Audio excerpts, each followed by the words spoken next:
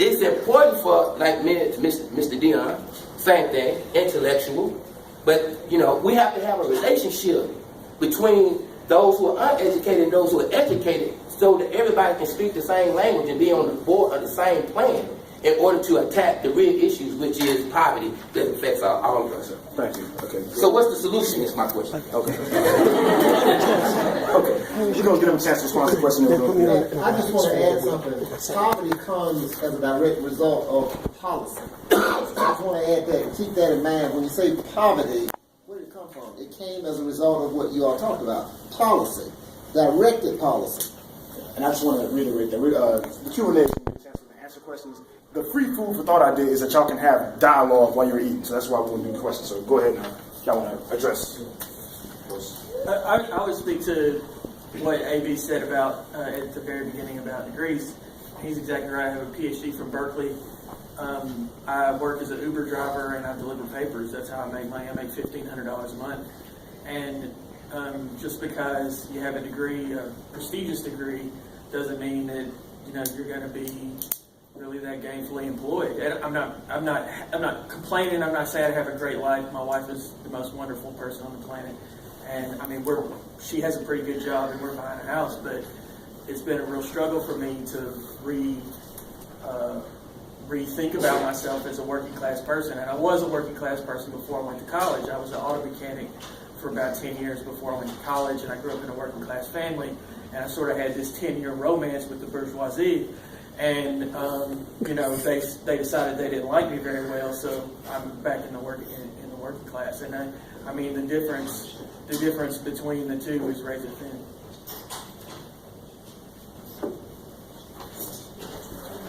Yeah. Well, the work that we're doing right now with teaching the community land trust model and about the movement. Community land trust movement, about the human right to home, about the human right to land and water. These are the solutions that I see. But it's more than education. It's actually claiming the land spaces. It's putting the land into what Dak has taught me, the commons, which is just common sense, basically. It's that citizens have control of land, and that's what we don't have, and that's where the fallacy and the illusion of the American dream comes into, especially for dispossessed, disenfranchised, oppressed people, such as black people, brown people, working class people, women, all of the different intersections that we are.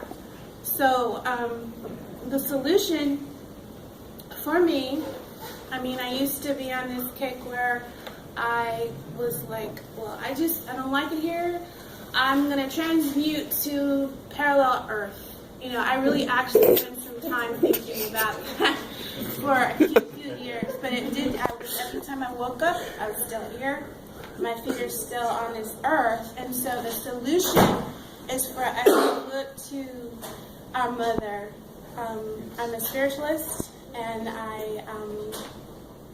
I see and worship the divine feminine, and I trace that all back to our home that we now call Africa.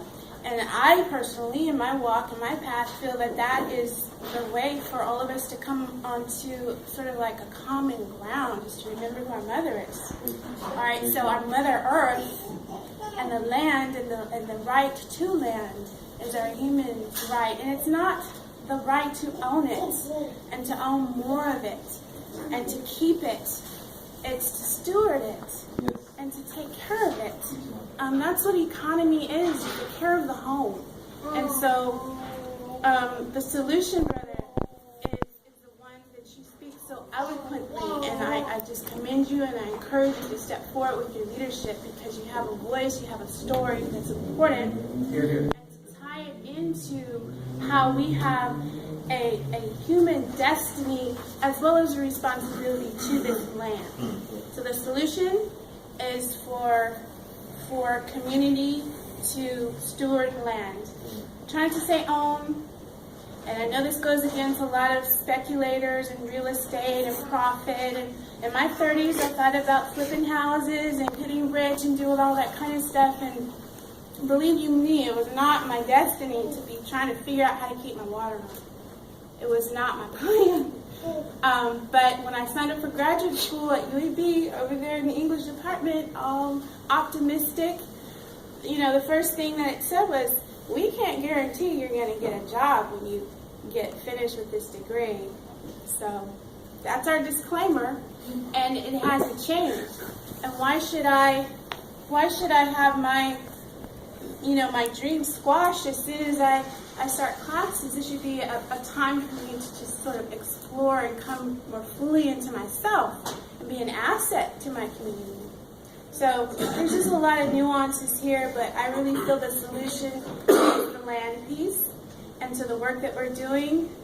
And you can follow us and talk to us about establishing community land trusts. I think that is a first step towards some equity here in Birmingham. One, I'm not that well versed on CLTs, but I've been doing some reading, and I am very interested to see where you all can take that. And I think that'd be, from what I understand, a wonderful kind of buffer against speculation and rising prices and all of that good stuff. But like I said earlier, I don't pretend to know it all, but I am a firm believer in the power of entrepreneurship, of doing something that is your own. And the reason I say that is because I originally went to Auburn for architecture, and thank God I woke up before I finished in architecture. But damn near got kicked out because I realized it's not what I wanted to do. I have an appreciation for it, but not a passion to actually do the work. But I was passionate about creating, and I channeled that passion into code. And so I stayed up until the library closed teaching myself how to code. And I started an online business that way. And then I came to Birmingham, and somebody that was high up in Apple was moving down to Birmingham, and he brought me on board with a few other folks, and we did a startup and did a software development firm. So I've been able to carve out a very unconventional path using entrepreneurship for myself.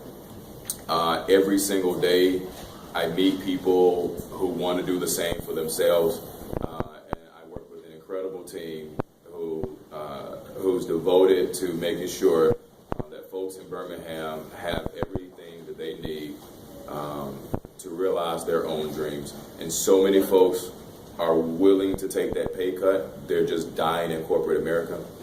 They want something of their own. And I've seen people go from absolutely nothing to a position of where they're now opening up their door fronts. Right? They have something that they can call their own, just because of what we've been able to teach them. And it doesn't have anything to do with their educational background. It has nothing to do with how much they currently make. Are you passionate about something? Can you excel at it? Let's get you what you need to open up those doors. So that's in terms of solutions, that's one of the things that I'm always going to continue to drive. Can I jump on something Susan said? Go ahead, then we'll go back to Rob. Go ahead. Okay. So I think Susan is talking about, and tell me if I'm wrong, is nurturing life. Would you say that that's... Yeah, I've used it, ethical care. I've used different kinds of ways. But yeah, just basically nurturing life, appreciating life, being grateful for life. And I think that is resistance, because capital is an existential threat to life on this planet. And if we don't change what we're doing, there will be no human species in 200 years. There won't be. It might not take that long. Climate change, habitat loss, deforestation, salinity of water. What's going on in Flint is going on all over the world. The reason that China annexed Tibet is because Tibet has one of the largest reservoirs of fresh water on the entire planet. Water is going to be as valuable as oil in the coming years. And this is all because of a irrational system that destroys its own basis. It destroys labor. It prevents labor from being able to buy the products that capital produces. And it destroys the environment. It destroys the basis for the products that capital produces. So if we don't change, if we don't start doing what Susan is talking about, which is to nurture life, human, animal, plant, all of it, we don't start really trying to nurture life and really creating institutions that do that, we're not going to be here. We're not going to be here. Sure. So I guess I have got a question in particular about how community land trusts in particular can relate towards business development in terms of this idea of community revitalization and gentrification. And I bring it up a couple of reasons. So I'm from New York, so I have watched, in particular, Washington Heights get incredibly gentrified. My best friends in the world live in that neighborhood, and I've watched it collapsing on them on both sides, coming downtown and uptown. And just recently, a couple months ago, there was a story that came out. There was an entire block in between 165th and 166th of Latino-owned businesses. And overnight, the person who owned the building said, we're closing all of the businesses and we're going to basically put in new, we're going to try and redo this. And obviously recently this has happened to Rockies in Stillwater and Birmingham as well. So how does land relate to business development, and how can community land trusts address this?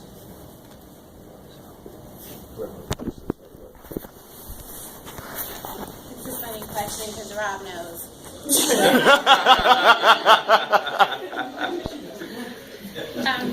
I'm You're gonna let me. Did you see yours says Dynamite Hill Community Land Trust. Mine says Revolutionary Solutions. Yeah, that's what you know, the theory, but basically it's because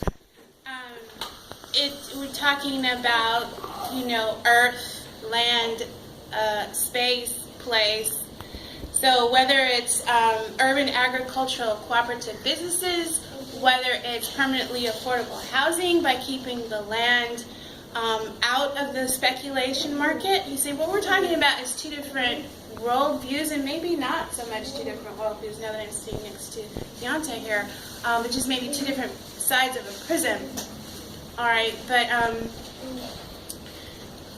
okay, so the narrative is that, you buy some land, it's going to go up, and if you sell it, you should make a lot of money. Right? That's the story. That hasn't worked, especially since the market crash. And just as Zach says, the capitalism is like crazy making stuff. It's just crazy. I don't see how anybody is sane. How are we sane with this kind of system?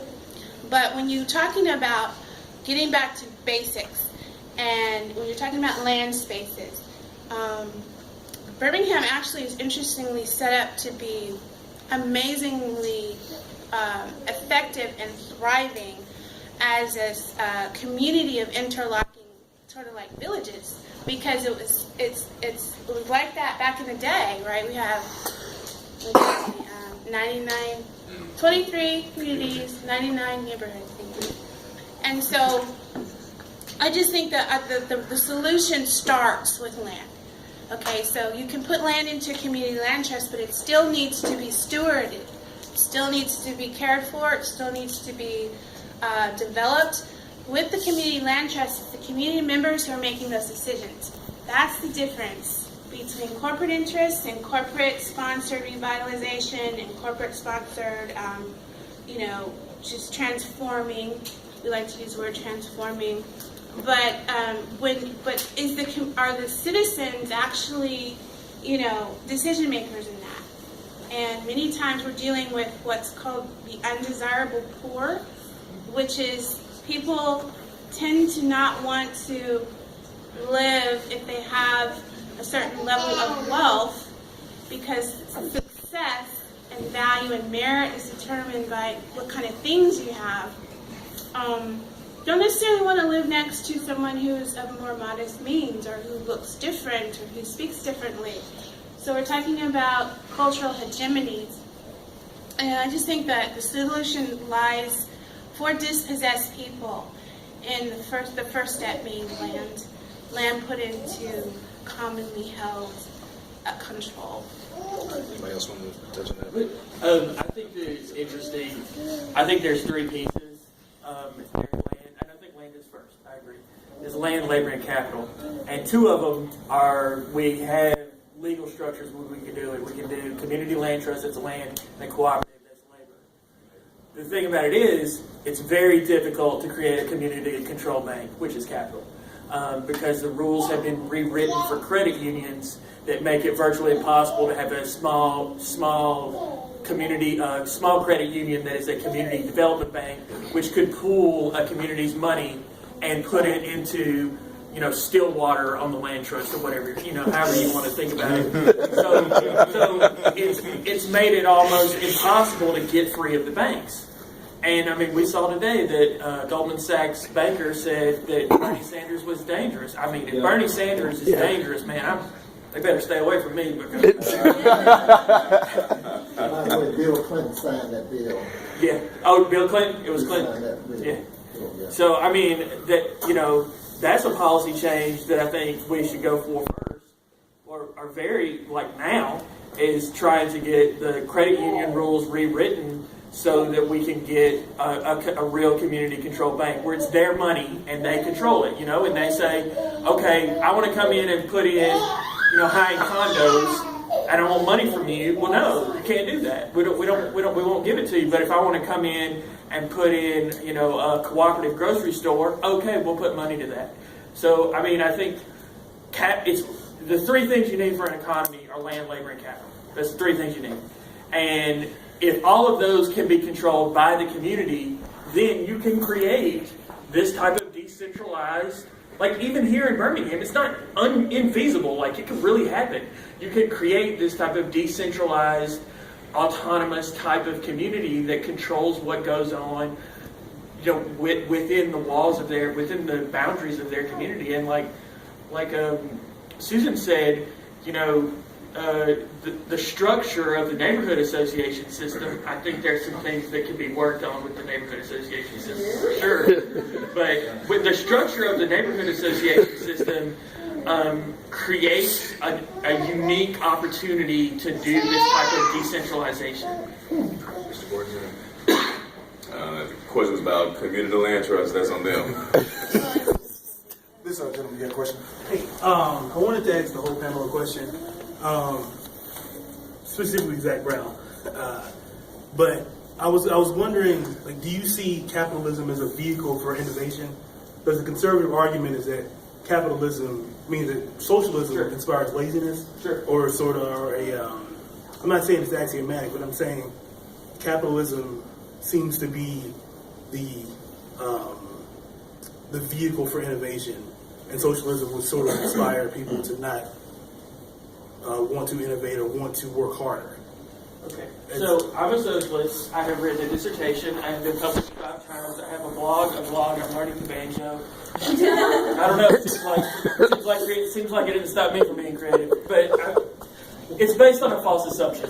The false assumption is called rational choice theory. It's a central idea in economics, and it is that everybody operates in a way to maximize gain and minimize losses, which means that everybody's like this to each other all the time. And that's not so much, they say that that's real, but what they have done is the capitalists have imposed that on us. They have said this is how you have to act. The truth of the matter is that there's just as much examples in nature of of organisms working together to create life as there is everybody, the 2 bucks in the pack hammering each other. There's plenty, and if you read Peter Kropotkin, he has an entire theory based on the idea that nature, which we are included in nature, human beings are included in nature, we are animals, right? That nature is a global cooperative entity. And hang on. Lastly, Eleanor Ostrom won a Nobel Prize in economics, only woman to ever win a Nobel Prize in economics, for her book Governing the Commons. the Governing the Commons book used traditional economic theory to prove that people working together was in fact rational. And so it's just as likely that humans are naturally cooperative as it is that they're naturally competitive. So you don't think that the core ideal of capitalism is already corrupt at its basis? You don't think it's a perversion of like the Republican or the conservative system? The liberals are capitalists. Thank you. They're just a different kind of capitalist. Bernie Sanders is a really conservative socialist. What I'm saying is, yes, he's liberal. He's really left for a liberal, but for a socialist, he's really right. He's pretty far right. So I don't really buy into the party ideology. I think it's a way to keep working people at each other's throats. I think a lot of our artificial divisions are about keeping working as they are modes of governance to keep working people at each other's throats and from not paying attention to the man behind the curtain. Right. And not to say that these things are unimportant. Race is important. Gender is important. These are important, but they are used by the people in power to play us off each other. Right? They're used to play us off each other. And we have to be able to I have to get over white supremacy. Like I was taught to be a white supremacist. As I was growing up, man, there is audio of me on Sean Hannity's radio show, which started in Huntsville, saying the most racist crap. Coded. I'm 12 years old. I learned the code. I knew it. Coded. And saying and I was programmed with that, man. I was programmed with that, and we got to all unlearn that. But at the same time, that stuff is used to play us off each other. I agree completely. I was just playing that.